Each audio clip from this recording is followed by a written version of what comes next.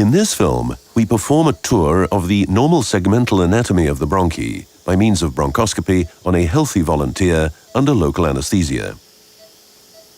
After passage through the nose, the pharynx and the epiglottis, the glottis is reached.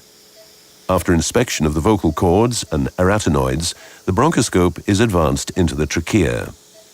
While staying in the middle of the airway lumen, the trachea is carefully inspected.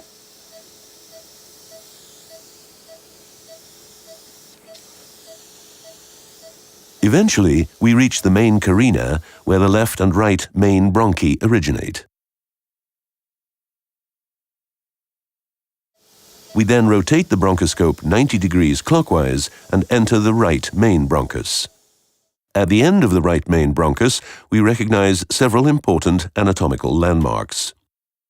We identify the orifice of the right upper lobe, the right carina 1, the orifice of the middle lobe, and the orifice of the right lower lobe.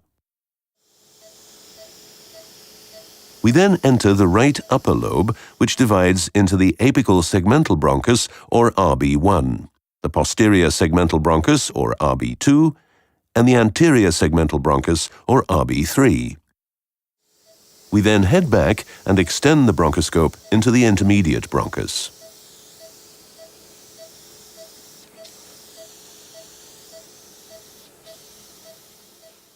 Here, we identify the orifice of the middle lobe, the right carina 2, the basal branches, and the apical segment of the lower lobe, or RB6.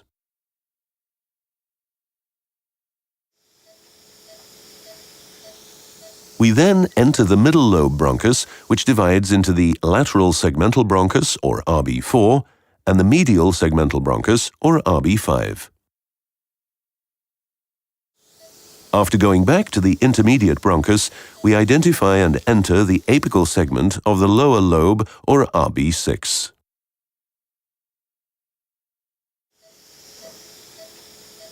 When we extend further down the lower lobe, we reach the basal branches, the anterior basal branch, or RB8, the lateral basal branch, or RB9, and the posterior basal branch, or RB10.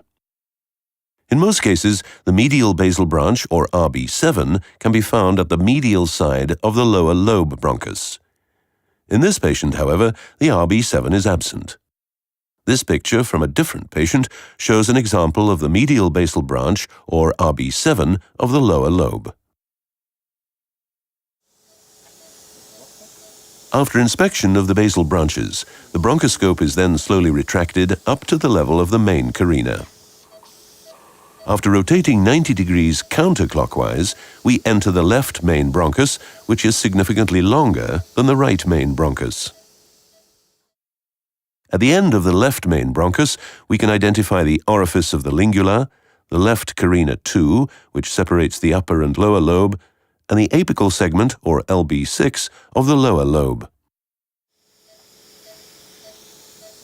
We advance into the lower lobe and first inspect the LB6 that immediately divides into three subsegmental branches, LB6A, LB6B, and LB6C. We retract from LB6 and continue further into the lower lobe. Here, we can identify the anterior basal, or LB8, lateral basal, or LB9, and posterior basal, or LB10, segmental branches. A medial basal branch is usually absent on the left side.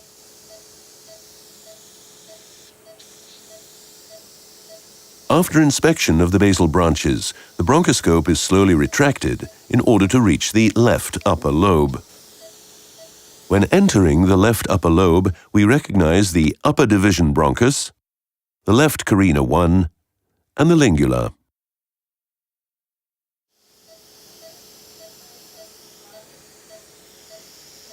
The lingular bronchus divides into the superior segmental bronchus, or LB4, and the inferior segmental bronchus, or LB5.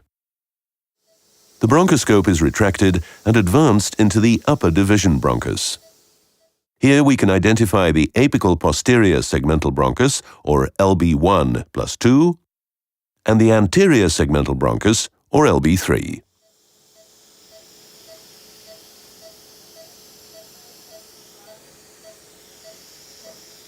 The LB1 plus 2 is often difficult to inspect because of its steep angle.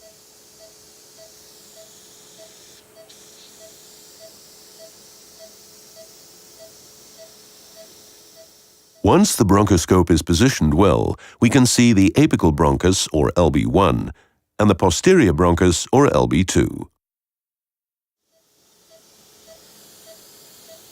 Now, all segments have been inspected and the bronchoscope is slowly retracted.